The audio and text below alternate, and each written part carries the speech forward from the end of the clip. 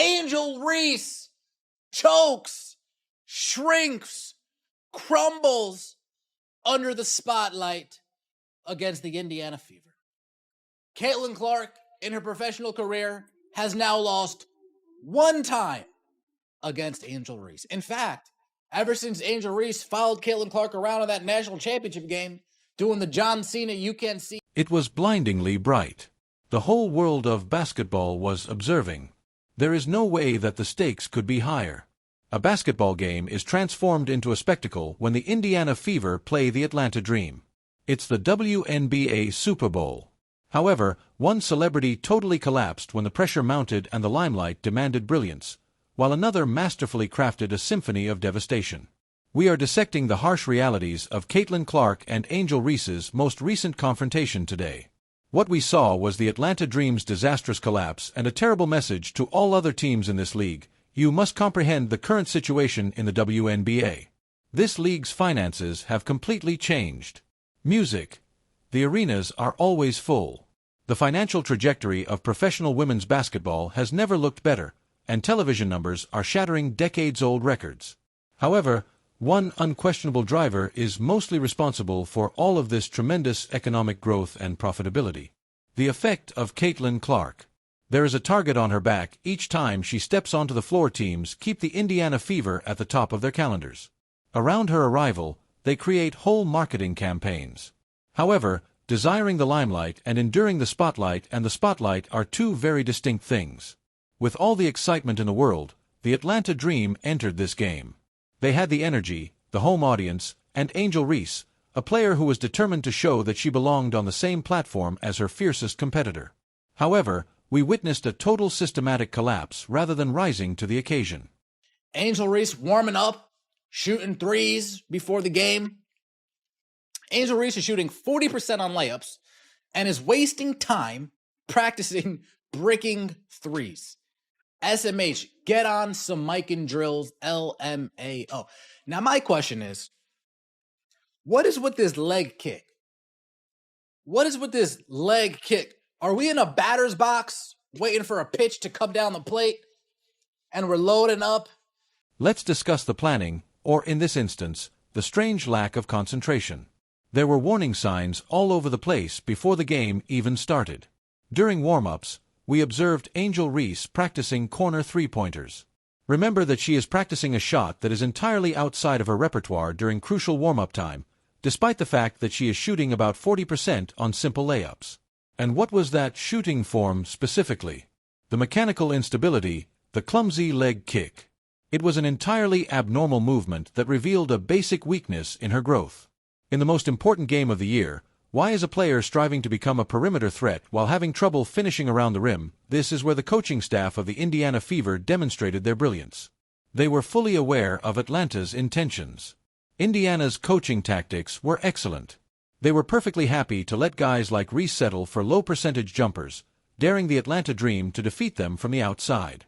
They forced Atlanta to make difficult choices by erecting a defensive wall in the paint. And the outcome? A complete tragedy for the Dream. Shooting corner threes. Let's see if she applied it in the game, shall we? All right, here we go. Angel Reese. Maisha Hines-Allen, wide open three. Maisha Hines-Allen couldn't be playing less defense on Angel Reese right now, even if she tried. Even if she tried. Angel Reese screaming for the ball. I'm open, hit me. All right, her teammates say, all right, yeah, I guess we'll give it to you. Boom, Jordan Canada. Look at the distance between this. Look at the distance between Maisha Hines-Allen and Angel Reese. Notice how you don't see a weird, unnecessary leg kick. Not sure why she was doing that in practice. But here we go. Pull up. Observe what occurs when the game actually launches. On the perimeter, Angel Reese causes the Fever defense to utterly falter. She is essentially being invited to shoot the basketball by Maisha Hines-Allen, who is standing miles away. With total confidence that she is going to make a statement, Reese yells for the ball. It's a huge air ball after she catches, sets her feet, and fires. She didn't see anything. Music.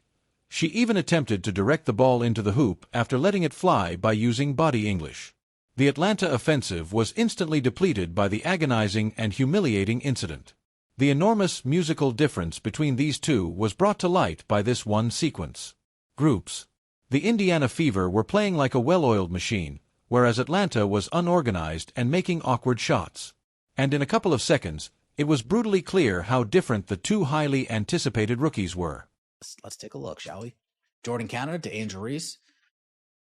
Oh, air ball. It's okay. It's okay. It happens. Raven Johnson pushing pace. Raven Johnson pushing pace. Raven Johnson pushing pace. Getting inside the teeth of the defense. Oh, to Hines Allen. Nice screen to Ryan Howard. Ryan Howard quits on the play.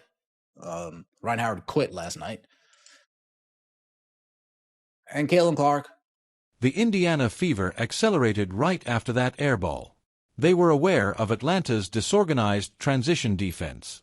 The ball is brought up the floor by Raven Johnson. Watch the Atlanta Dream's effort on the set screen. Ryan Howard gives up on the play entirely. She comes to a stop. It's game over when you allow Caitlin Clark that much room during a transition. Pulling up nonchalantly, Clark drains the shot. We witnessed an air ball from Reese on one end and a flawless performance from Clark on the other in 10 seconds. This is the WNBA's stark truth. When you're on the floor, you can't hide behind excitement. Talking your way out of bad execution is not an option.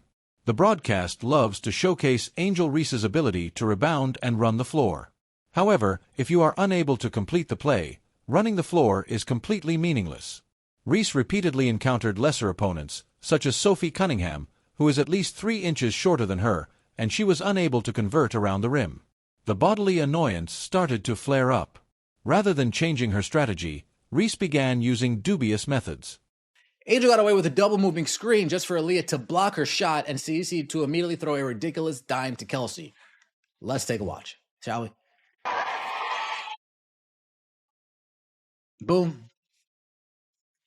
Oh, we got a moving screen. Boom, taking it to AB. Yikes. Yeah, blocked by.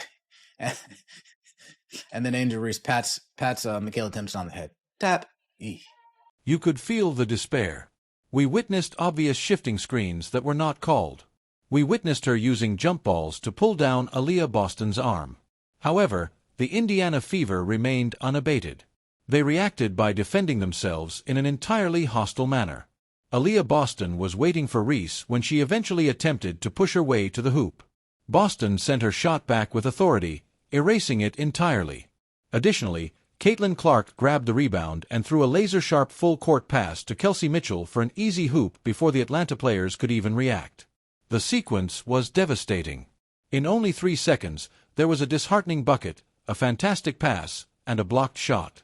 The Indiana Fever had seized the epitome of history. They replied with deadly accuracy after absorbing Atlanta's muscular play and energy. By the conclusion of the evening, Atlanta's tragic story was revealed through music. Just 11 points on 4 of 9 shots were scored by Angel Reese in the end.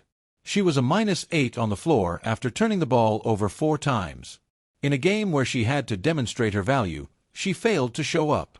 In the meantime, Caitlin Clark defeated Reese to extend her professional record to 5-1. The WNBA is changing at an alarming rate.